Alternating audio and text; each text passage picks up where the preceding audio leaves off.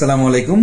ধন্যবাদ আইনি সমস্যা এবং সমাধান গ্রুপকে জনস্বার্থে আইনানুগ বিষয় জানার জন্য এমন সুন্দর প্ল্যাটফর্ম তৈরি করে দেওয়ার জন্য। এবং সেই প্ল্যাটফর্মে মুহিবুল্লাহ নামের একজন ভাই প্রশ্ন করেছেন যে প্রথম স্ত্রী থাকা অবস্থায় দ্বিতীয় বিবাহ করতে গেলে যে পদ্ধতিটা, সেই পদ্ধতির মধ্যে কয়েকটি তিনি প্রশ্ন করেছেন যে এমন অনুমতি, দ্বিতীয় বিবাহ করার জন্য এমন অনুমতির আবেদনটা কার কাছে করতে হয়, প্রথম স্ত্রীর সম্মতি নেওয়াটা বাধ্যতামূলক কিনা, এবং এমন অনুমতি ছাড়া যদি দ্বিতীয় বিবাহ করে তবে সেক্ষেত্রে সাজার ব্যবস্থাটা কি।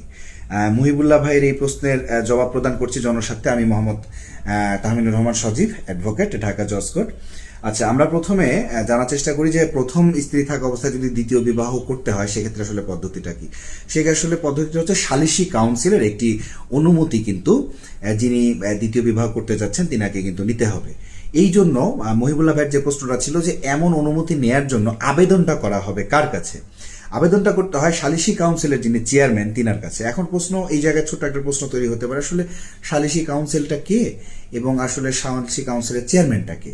আসলে সালিসি কাউন্সিলটা হচ্ছে কে, এটা আপনি কোন স্থানে বসবাস করছেন এইটার সাথে সহজে উত্তরটা নেওয়া যেতে পারে। সেটা ধরে নেন আপনি একজন গ্রামে একজন ইউনিয়ন পরিষদের অধীনস্থ কোনো এলাকায় বসবাস করেন, তো সেই ক্ষেত্রে সালিসি পরিষদের সালিসি কাউন্সিলের হচ্ছে চেয়ারম্যান কিন্তু ওই কিন্তু ইউনিয়নের যিনি চেয়ারম্যান তিনি কিন্তু এটার চেয়ারম্যান হিসেবে দায়িত্ব পালন করেন। আপনি যদি কোনো সিটি যদি পৌরসভার মধ্যে বসবাস করেন তাহলে কিন্তু মেয়র কিন্তু এই সালিসি কাউন্সিলের চেয়ারম্যান বটে। এবং আপনি যদি সিটি কর্পোরেশন অধীনস্থ এলাকায় বসবাস করেন তবে সেমভাবে কিন্তু সেখানেও কিন্তু একটি সালিসি কাউন্সিল রয়েছে। তো এইটার চেয়ারম্যানের কাছে যখন আপনি আবেদন করবেন, আবেদনটা ওনার কাছে করতে হবে এবং করার পরে কিছু নির্দিষ্ট পদ্ধতি আছে, উভয় পক্ষকে নোটিশ করবে, জানাবে, উভয় পক্ষের প্রতিনিধিরা এখানে উপস্থিত হবেন। এবং সেইটার একটা ম্যান্ডেটরি ধাপ হলো স্ত্রীকে জিজ্ঞেস করা হবে যে এমন দ্বিতীয় বিবাহর ক্ষেত্রে স্ত্রীর অনুমতি আছে কিনা। মহিবুল্লাহ ভাইয়ের দ্বিতীয় যে প্রশ্নটি ছিলেন সেটা হলো যে প্রথম স্ত্রীর সম্মতি, বা প্রথম বলতে আমরা ধরে নেই পূর্বোক্ত যে বর্তমান বহাল স্ত্রী তিনার সম্মতি নেওয়াটা বাধ্যতামূলক কিনা।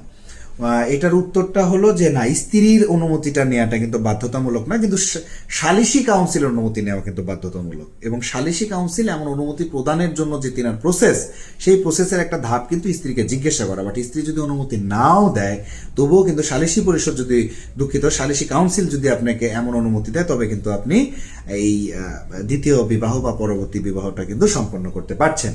এখন উনি প্রশ্ন রেখেন যদি এমন অনুমতি না নিয়ে বিবাহ করা যায় সেক্ষেত্রে সাজার ব্যবস্থাটা কি। আমাদের মুসলিম পারিবারিক অধ্যাদেশ 1961 ধারা 5 কিন্তু এই সাজার ব্যবস্থাটা দেখা যায়।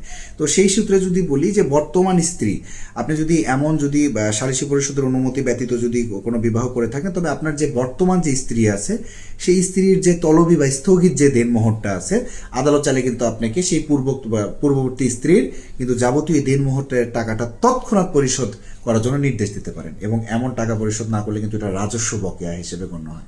সো এটা ছিল এক ধরনের সাজা। আরেক ধরনের রয়েছে, সেটা হচ্ছে যে যদি আপনি এমন অনুমতি ছাড়া পরবর্তী বিবাহ করেন তবে সেক্ষেত্রে কিন্তু 1 বছর পর্যন্ত কারাদণ্ড অথবা 10,000 টাকা পর্যন্ত অর্থদণ্ড অথবা উভয় দণ্ড, অর্থাৎ এই কারাদণ্ড এবং অর্থদণ্ড উভয় দণ্ডেরও কিন্তু ব্যবস্থা রয়েছে। তো ধন্যবাদ মহিবুল্লাহ ভাইকে এমন সুন্দর একটা প্রশ্ন তুলে ধরার জন্য, এবং ধন্যবাদ আইনি সমস্যা এবং সমাধান গ্রুপকে এত সুন্দর আইন বিষয়ে জানার জন্য প্ল্যাটফর্ম করে দেওয়ার জন্য। জনস্বার্থে আমি আপনাদের সাথে ছিলাম, অ্যাডভোকেট তাহমিনুর রহমান সজীব, ঢাকা জজ কোর্ট। আসসালামু আলাইকুম।